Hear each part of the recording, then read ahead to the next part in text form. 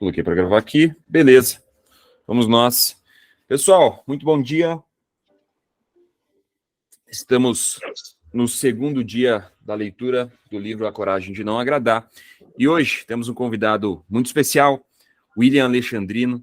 Ontem ele estava na leitura com a gente e hoje ele vai participar do outro ponto de vista na leitura. O William é um cara que tem um currículo extenso, não daria para passar todo aqui o currículo dele, mas ele é mestre em criatividade, inovação, gestão cultural, uma pessoa ímpar, e eu estou muito contente de você estar aqui dividindo comigo essa leitura nesse dia de hoje, quinta-feira, às 7h34, então, iniciando a nossa leitura. Imagina, o prazer é meu, conhecimento sempre é válido, e ontem já foi um dia interessantíssimo. Se você não pegou o material de ontem, pegue o material de ontem, que foi super rico, e também depois a gente entrou num processo de discussão maravilhoso, e hoje eu acho que, de fato, pelo conteúdo aqui, a gente vai dar uma boa aprofundada, né, Yuri? Exatamente. Bora lá, pessoal, sem mais delongas. Por que as pessoas podem mudar? Primeiro, vamos separar os pontos de discussão. Você diz que as pessoas podem mudar. Depois dá um passo à frente e diz que todos podem alcançar a felicidade. Sim, todos, sem exceção. Vamos deixar a discussão sobre felicidade para depois e falar primeiro sobre a mudança. Todos desejam poder mudar. Sei que eu desejo e tenho certeza que se você perguntar isso a qualquer pessoa na rua, ela vai concordar. Mas por que todos sentem que querem mudar? Só há uma resposta. Querem porque não conseguem. Se fosse fácil, não passariam tanto tempo desejando. É por isso que as pessoas são atraídas por religiões e cursos de autodesenvolvimento. Mas não vemos ninguém dando conselhos práticos sobre como mudar. Estou errado? Vou responder com uma pergunta. Por que você está tão certo de que as pessoas não conseguem mudar? Vou explicar. Tem um amigo que não sai do quarto há muitos anos. Ele tem até vontade de sair, até acha que gosta de ter um emprego. Portanto, ele quer mudar sua forma de ser. Digo isso como amigo dele. Garanto que é uma pessoa bem séria, que poderia ser bastante útil à sociedade. Só que ele tem medo de sair do quarto. Se dá um único passo para fora, começa a ter palpitações, sente os braços e as pernas tremerem. Acho que é uma espécie de neurose ou pânico. Ele quer mudar, mas não consegue. Por que acha que ele não consegue sair? Não sei bem. Por causa do relacionamento com os pais ou porque sofreu bullying na escola? A partir daí pode ter desenvolvido um trauma. Mas também pode ser o inverso. Talvez ele tenha sido mimado demais na infância e não consiga encarar a realidade. Eu não sei, não posso bisbilhotar o passado ou a situação familiar dele. Então você está dizendo que acontecimentos do passado causaram um trauma, ou algo parecido, e como resultado, ele não consegue mais sair de casa. Claro, antes de um efeito existe uma causa. Isso não é nenhum mistério. Então, talvez a causa de ele não conseguir mais sair na rua esteja no ambiente doméstico durante a infância.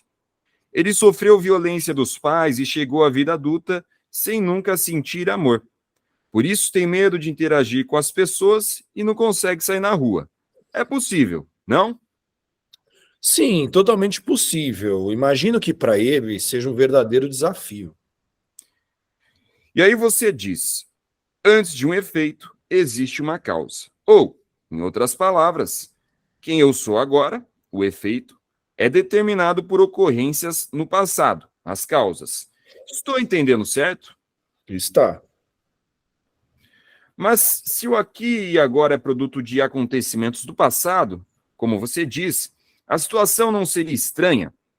Veja bem, todos os que foram vítimas de violência dos pais, quando pequenos, deveriam sofrer os mesmos efeitos que seu amigo e se tornar reclusos. Ou então, sua ideia de que o passado determina o presente e de que as causas controlam os efeitos está furada. Mas onde exatamente você quer chegar? Quando nos concentramos apenas nas causas do passado e tentamos explicar os fatos do presente com base na relação entre causa e efeito, o resultado é o que chamamos de determinismo. Se isso é verdade, nosso presente e nosso futuro são inalteráveis. Já foram decididos por acontecimentos do passado. Estou errado? Então você está dizendo que o passado não importa? Sim, esse é o ponto de vista da psicologia adleriana. Entendo. Agora nossos pontos de conflito parecem um pouco mais claros. De acordo com a sua versão, meu amigo não teria motivo para conseguir sair de casa, porque os incidentes do passado não importam. Sinto muito, mas não faz sentido. Tem que haver algum motivo para a reclusão. Tem que existir alguma explicação. Mas não existe nenhuma explicação. Na psicologia adleriana, não pensamos em causas do passado, mas em metas do presente. Metas do presente? Você diz que seu amigo está inseguro, por isso não consegue sair da rua. Mas inverta o pensamento. Ele não quer sair, por isso está criando um estado de ansiedade. Como assim? Reflita. Antes de tudo, seu amigo tinha a meta de não sair na rua. Por isso, está criando um estado de ansiedade e medo como meio de alcançar essa meta. Na psicologia adleriana, isso se chama teleologia. Isso é uma piada. Está dizendo que meu amigo está imaginando tudo isso? Como você tem a audácia de dizer que ele simplesmente finge estar doente? Ele não está fingindo. A ansiedade e o medo de seu amigo são reais. Às vezes, ele pode até sofrer de enxaqueca e cólica estomacal violenta, mas esses também são sintomas que ele criou para alcançar a meta de não sair de casa. Isso não é verdade de jeito nenhum. É um absurdo. Não. Essa é a diferença entre a etiologia, o estudo das causas, e a teleologia, o estudo do propósito de determinado fenômeno em vez de suas causas. Tudo que você me contou se baseia na etiologia, enquanto permanecemos presos às supostas causas. Não daremos nenhum passo à frente. O trauma não existe. Se você vai fazer afirmações tão radicais, vou requerer uma explicação minuciosa. Para começar, explique a diferença entre etiologia e teleologia. Vamos supor que você tenha pega um resfriado, esteja com febre alta e vá ao médico. Ele diz que você se resfriou porque ontem saiu sem se agasalhar. Você ficaria satisfeito com isso? Não, claro que não. O motivo não me interessaria. Tanto faz a roupa que eu estava vestindo, se estava chovendo, etc. Eu queria saber dos sintomas, do fato de estar com febre, por aí vai. Preciso que o médico me trate prescrevendo remédios, dando injeções ou tomando quaisquer medidas necessárias. Aqueles que assumem uma posição etiológica, inclusive muitos psicólogos e psiquiatras, argumentariam que você está sofrendo de algo que é resultado de tal e tal causa no passado, e acabariam consolando você, dizendo: não é culpa sua. O argumento em torno dos chamados traumas é típico da etiologia. Espera aí, você está negando a existência do trauma? Sim, estou. Totalmente. Como pode? Você, ou melhor, Adler, não é uma autoridade em psicologia? Na psicologia adleriana, o trauma é categoricamente negado. Este foi um ponto de vista novo e revolucionário para a época. É claro que a visão freudiana do trauma é fascinante. Segundo ela, as feridas psíquicas, traumas, causam a infelicidade. Enxergando a vida como uma narrativa, é fácil se deixar atrair pela noção de que há uma relação de causalidade facilmente compreensível, uma sensação de evolução dramática que cria fortes impressões. Mas Adler nega o trauma e afirma o seguinte: nenhuma experiência é, em si, a causa de nosso sucesso ou fracasso. Nós não sofremos do choque de nossas experiências, o chamado trauma. mas o transformamos em algo que atende aos nossos propósitos. Não somos determinados por nossas experiências, mas o sentido que damos a elas é autodeterminante. Nós transformamos a experiência em algo que atende os nossos propósitos? Exato. Preste atenção no argumento de Adler aqui. Ele diz que o eu não é determinado por nossas experiências, mas pelo sentido que damos a elas. Ele não está dizendo que a experiência de uma terrível calamidade ou violência durante a infância, ou outros incidentes do gênero, não tem influência na formação da personalidade. Na verdade, a influência é forte, mas o importante é que nada é determinado de fato por essas influências.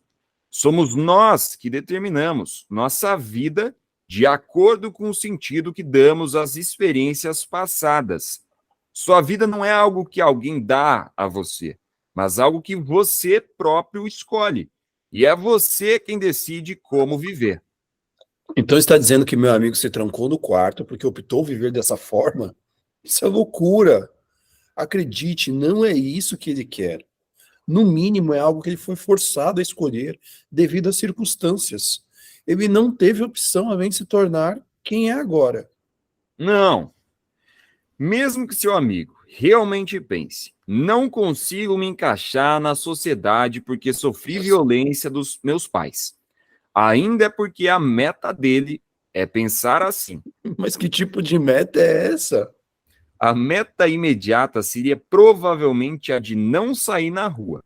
Ele está criando a ansiedade e o medo para ficar em casa.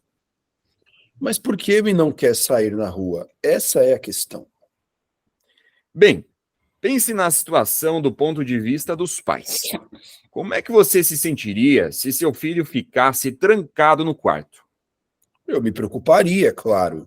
Iria querer ajudá-lo a voltar à sociedade, iria querer que melhorasse, e me perguntaria se o criei de forma errada.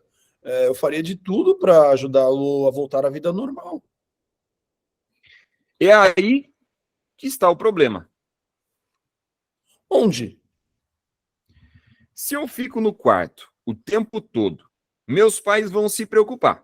Com isso, eu consigo atrair a atenção deles.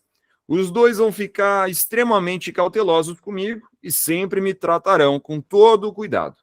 Por outro lado, se eu ponho o pé fora de casa, passo a fazer parte da multidão anônima a qual ninguém presta atenção, estarei cercado de gente que não conheço e acabarei sendo uma pessoa comum. E ninguém mais terá cuidados especiais comigo. Histórias de indivíduos reclusos são bastante comuns. Nesse caso, seguindo sua linha de raciocínio, meu amigo atingiu a sua meta e está satisfeito com a situação atual? Eu duvido que esteja satisfeito. E tenho certeza de que não está feliz. Mas não resta a dúvida de que está agindo de acordo com sua meta. Não é só seu amigo que faz isso. Cada um de nós está vivendo de acordo com alguma meta. É o que diz a teleologia. É impossível, sua afirmação é completamente inaceitável. Veja bem, meu amigo, é difícil. Escute, essa discussão não vai levar a lugar nenhum. Se ficarmos conversando apenas sobre seu amigo, vai ficar um julgamento à revelia. Isso seria inútil. Vamos pegar outro exemplo. Que tal uma história sobre algo que me aconteceu ontem? Ah, nesse caso, sou todo ouvidos. As pessoas criam a própria raiva. Ontem à tarde, eu estava lendo um livro numa cafeteria e um garçom passou por mim e derramou café na minha jaqueta. Eu tinha acabado de comprá-la. Aí eu não consegui evitar. Perdi a cabeça e berrei com ele. Não sou o tipo de pessoa que fala alto em locais públicos, mas naquele momento, todos ali ouviram meus gritos, porque tive um acesso de raiva e não sabia o que estava fazendo. O que acha? Em algum lugar dessa situação existe uma meta envolvida? Qualquer que seja seu ponto de vista, meu comportamento não foi gerado por uma causa?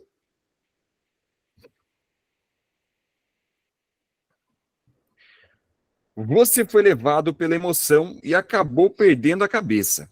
Embora costume ser gentil, não resistiu e sentiu raiva. Você não conseguiu se controlar. É isso que está dizendo?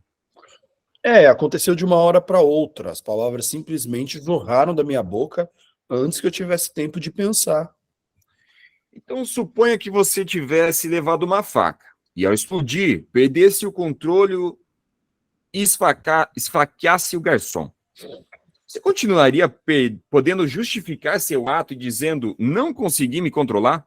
Espera aí, isso aí é um argumento extremo. Não é um argumento extremo. Se levarmos seu raciocínio adiante, qualquer delito cometido com raiva pode ser atribuído à raiva e deixará de ser responsabilidade da pessoa, porque, essencialmente, você está dizendo que as pessoas não conseguem controlar suas emoções. Como você explica a minha raiva, então? É fácil. Você não teve um acesso de raiva e depois começou a berrar. Simplesmente ficou zangado para poder berrar. Em outras palavras, para alcançar a meta de gritar, você criou a emoção da raiva. Eu criei? Você está de brincadeira. A meta de berrar nasceu antes de qualquer outra coisa. Quer dizer, ao gritar, você queria que o garçom se submetesse a você e ouvisse o que tinha a dizer. Para isso, criou a raiva. Eu criei? Você está de brincadeira. Então, por que elevou a voz? Eu já disse, perdi o controle, fiquei muito chateado. Não. Você poderia ter esclarecido as coisas sem elevar a voz. E o garçom provavelmente pediria desculpas sinceras, limparia sua jaqueta com um pano limpo e tomaria as providências necessárias. Em algum ponto da sua mente, você estava prevendo que ele poderia fazer isso, mas, mesmo assim, berrou. O procedimento de explicar os fatos de maneira racional pareceu muito trabalhoso, então você tentou se livrar dele e fazer aquela pessoa que não opôs nenhuma resistência se submeter a você. A ferramenta que usou para isso foi a raiva. Não, negativo. Você não me engana. Então eu criei a raiva para ele se submeter a mim? Eu juro que nem por um segundo sequer parei para pensar numa coisa dessas. Eu não refleti e depois fiquei irritado. A raiva é uma emoção impulsiva. Tem razão, a raiva é uma emoção instantânea. Mas agora escute a história que eu vou lhe contar. Ok. Certo dia, mãe e filha estavam discutindo aos berros. De repente, o telefone tocou. A mãe pegou o fone às pressas e, com a voz ainda carregada de raiva, disparou: Alô? Do outro lado da linha estava o professor do colégio da filha. Assim que a mãe percebeu, mudou a maneira de falar e ficou bem educada. Nos 5 minutos seguintes, conduziu a conversa com o melhor tom de voz possível. Quando desligou, sua expressão mudou imediatamente e ela voltou a gritar com a filha. Bem, não é uma história tão incomum. Percebeu? Em suma, a raiva é uma ferramenta que pode ser empregada na medida do necessário. Pode ser posta de lado no momento em que o telefone toca e reutilizada depois que a pessoa desliga. A mãe não está berrando com uma raiva incontrolável, apenas usando a raiva para dominar a filha, falando mais alto e assim impor suas opiniões. Então a raiva é um meio de alcançar uma meta? É o que diz a teleologia. Entendi. Sobre essa máscara gentil, você é um niilista. Não importa se estamos falando da raiva ou do meu amigo recluso. Todas as suas observações estão carregadas de desconfiança em relação ao ser humano. Como viver sem ser controlado pelo passado? Em que sentido estou sendo niilista? Pense bem. Você está simplesmente negando a emoção humana, dizendo que as emoções nada mais são que ferramentas simples meios para alcançar metas. Mas se você nega a emoção, está sustentando uma visão de que tenta negar a nossa humanidade também. Porque a nossa emoção é o fato de sermos dominados por todos os tipos de sentimentos. São o que nos torna humanos. Se negamos as emoções, nos reduziremos simplesmente a máquinas em versões inferiores. Se isso não é niilismo, o que é? Eu não estou negando que a emoção exista. Todos nós temos emoções. Ninguém pode negar. Mas se você me diz que as pessoas são incapazes de resistir ao apelo delas, eu contesto. A psicologia adleriana é uma filosofia diametralmente oposta ao niilismo.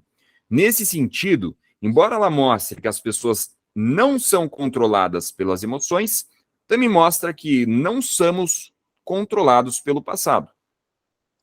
Quer dizer, então, que as pessoas não são controladas nem pela emoção, nem pelo passado.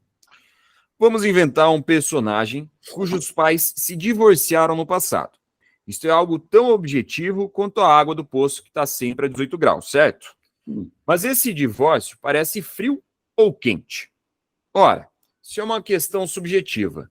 Do agora, que independente do que possa ter acontecido no passado, é o sentido atribuído ao fato que determina como será o presente de alguém. Então, a questão não é o que aconteceu, mas como foi resolvido? Exato.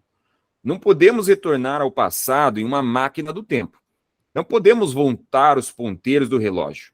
Se você se fixar na etiologia, permanecerá preso no passado e nunca conseguirá encontrar a felicidade. Concordo que não podemos mudar o passado, e exatamente por isso a vida é tão difícil. A vida não é apenas difícil. Se o passado determinasse tudo, não seríamos capazes de dar passos significativos. Qual seria o resultado? Um tipo de niilismo e pessimismo que mata qualquer esperança no mundo e faz desistir da vida. A etiologia freudiana, tipificada pelo argumento do trauma, é uma forma diferente de determinismo e é o caminho para o niilismo. Você vai aceitar valores como esses? Eu não quero aceitar, mas o passado é tão poderoso. Pense nas possibilidades. Se você supõe que as pessoas são capazes de mudar, um conjunto de valores baseados na etiologia se torna insustentável. E você é compelido a assumir a teleologia como algo normal. Então devemos sempre partir da premissa de que as pessoas são capazes de mudar? Claro, e por favor, entenda, é a etiologia freudiana que nega o livre-arbítrio e trata os humanos como máquinas. O jovem parou e examinou o gabinete do filósofo. Estantes do chão ao teto cobriam as paredes. E numa mesinha de madeira havia uma caneta tinteiro. E o que parecia ser um manuscrito ainda não finalizado. As pessoas não são impelidas por causas do passado, mas avançam para cumprir metas que elas próprias fixam. Esta era a alegação do filósofo. A teleologia que ele defendia derrubava as bases da psicologia fundamentada na causalidade, e o jovem considerou a ideia inaceitável. Assim, a partir de qual ponto de vista deveria começar a argumentar? Ele respirou fundo. Sócrates e Adler. Tudo bem. Deixa eu lhe contar uma história de outro amigo meu, que vou chamar de Y. Ele tem uma personalidade marcante, conversa facilmente com qualquer um. Todos o adoram e as pessoas sorriem quando ele está por perto. Já eu sou meio esquisito e sempre tive dificuldade nas interações sociais. Você afirma que, pela teleologia de Adler, as pessoas podem mudar, certo? Sim, qualquer um pode mudar. Então acha que posso me tornar alguém como Y? Do fundo do coração, eu gostaria de ser como ele. Devo dizer que isso está fora de questão. Ah, agora você está mostrando a sua verdadeira posição. Você vai desmentir sua teoria? Não, não vou. Infelizmente, você ainda tem pouquíssima compreensão da psicologia adleriana. O primeiro passo para a mudança é o conhecimento. Então, se eu conseguir entender um pouquinho que seja a respeito do pensamento de Adler, vou poder me tornar uma pessoa como Y?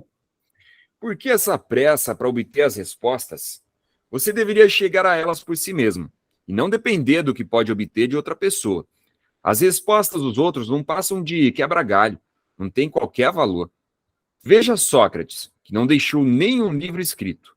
Ele passou a vida em debates públicos com cidadãos de Atenas, especialmente os jovens. E foi seu discípulo, Platão, quem organizou sua filosofia em textos para as gerações futuras. Adler também mostrou pouco interesse pelas atividades literárias, preferindo manter diálogos pessoais nos cafés de Viena e pequenos grupos de discussão. Sem dúvida, não foi um intelectual de gabinete. Então, tanto Sócrates como Adler transmitiram suas ideias por meio de diálogos? Isso mesmo. Todas as suas dúvidas serão dissipadas durante a nossa conversa e você começará a mudar. Não por causa das minhas palavras, mas por vontade própria. Não quero privá-lo do valioso processo de chegar às respostas pelo diálogo. Você está querendo dizer que vamos tentar reproduzir o tipo de diálogo utilizado por Sócrates e Adler? E não tá bom para você? Isso é o que espero descobrir. Vamos avançar o máximo possível, até você desistir da sua teoria ou eu dar o braço a torcer. Pessoal, leitura está muito agradável, gostaria de continuar, mas são 7h59. Lemos aqui até a página 38. Eu vou pausar por aqui para a gente manter o horário. Como eu sei que tem gente que agora já começa com os trabalhos, né, e tem as suas atividades por fazer, eu prefiro, por então, dar uma pausa na nossa leitura e amanhã a gente vai dar continuidade às 7h30 da manhã até às 8 horas, conforme previsto. Bom, vou abrir agora um pouquinho para insights, né, de vocês, o que vocês anotaram, se alguém quer comentar algum insight que teve durante essa leitura para complementar o nosso estudo aqui. Só abrir a câmera, como vocês já sabem, e pode falar, ou quem não tiver com câmera, quem não quiser abrir, pode falar também pelo chat aqui, tá, pessoal? Uma pausa para tomar uma aguinha.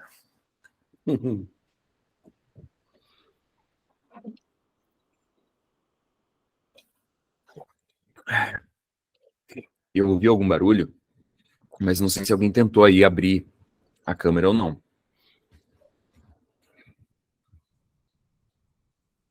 Manda no chat aí, pessoal, um comentarinho, pode mandar um foguinho, tá? Ou um toquezinho assim, quem curtiu a leitura e quem curtiu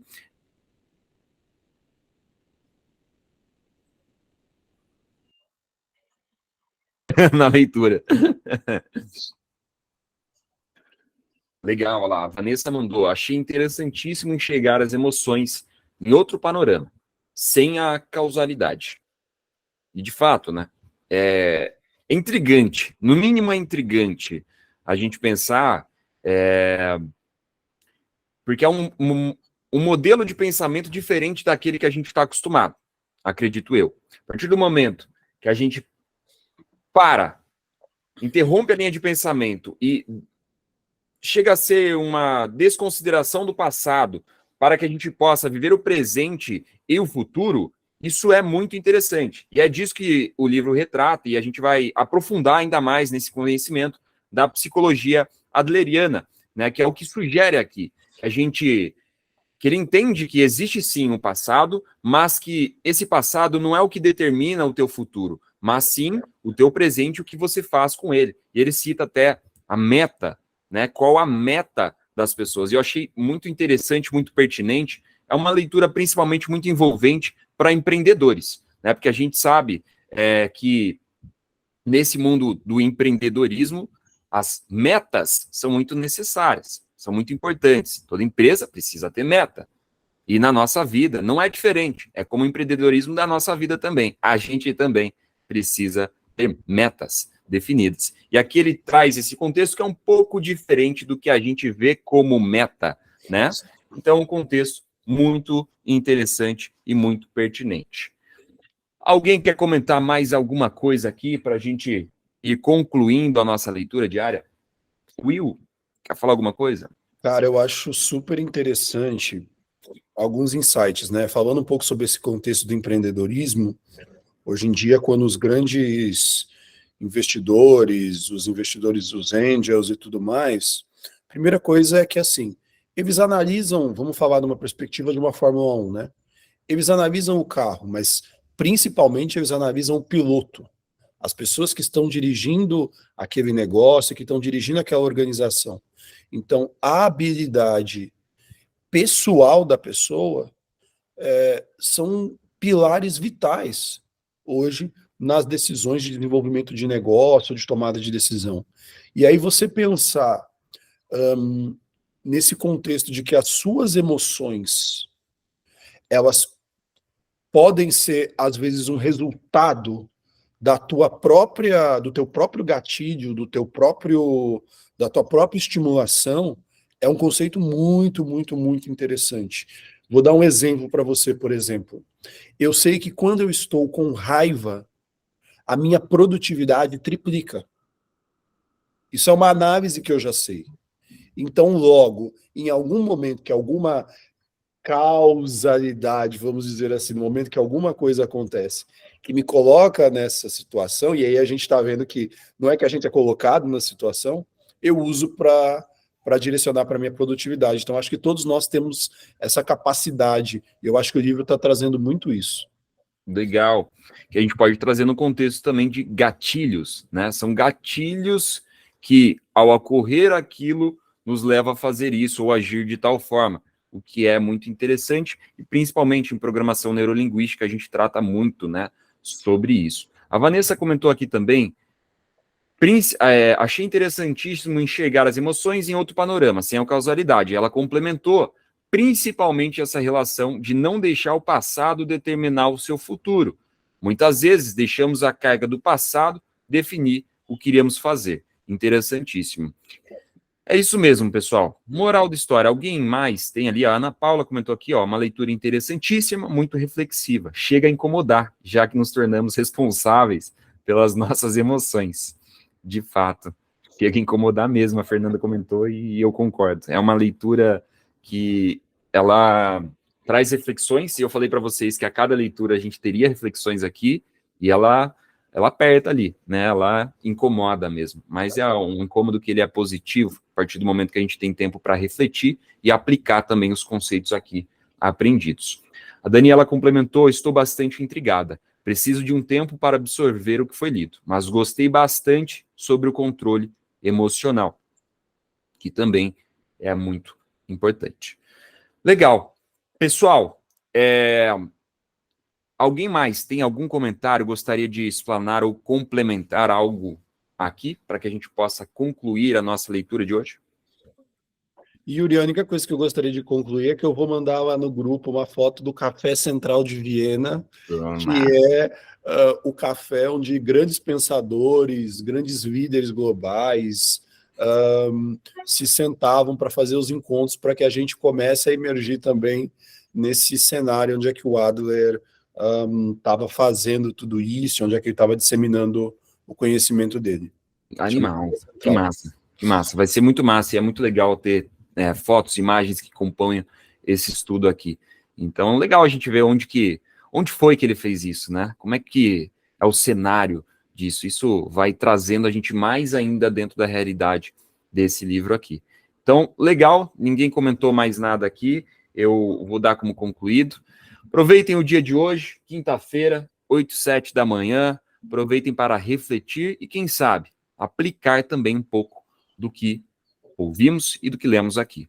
Um abraço a todos, ótimo dia, e a gente se vê amanhã, 7:30 da manhã, até às 8. A gente tem encontro marcado. Bora ler junto?